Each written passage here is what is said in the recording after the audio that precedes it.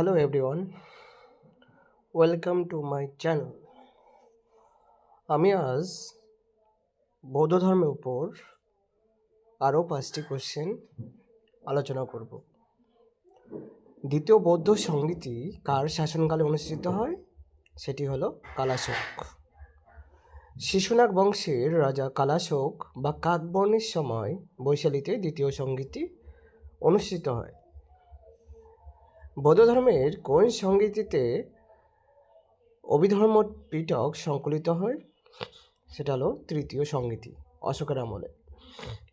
অশোকের আমলে পাটলিপুত্রে অনুষ্ঠিত তৃতীয় সংগীতিতে তৃতীয় পিটকটি পূর্ণতা পায়। গান্ধার শিল্পকলা কোন বৌদ্ধ শাখার সাথে গভীরভাবে যুক্ত? গান্ধার শিল্পকলা মহাযান শাখার বুদ্ধের মূর্তির তৈরির মাধ্যমে গান্ধার শিল্পশৈলী বিকশিত হয়েছিল। বিখ্যাত বৌদ্ধ গ্রন্থ মিলিন্দ পনহ কার মধ্যে কথোপকথন? সেটি হলো নাগসেন ও মিনান্দারের মধ্যে। ইন্দো গ্রিক রাজা মিনান্দার অর্থাৎ মিলিন্দ এবং বৌদ্ধ ভিক্ষু নাগসেনের দার্শনিক কথোপকথন এটি। বৌদ্ধ ভিক্ষুদের থাকার জায়গাকে কী বলা হয়? বিহার বলা হয়। বিহার বা সংঘারাম হলো বৌদ্ধ ভিক্ষুদের বাসস্থান ও মঠ।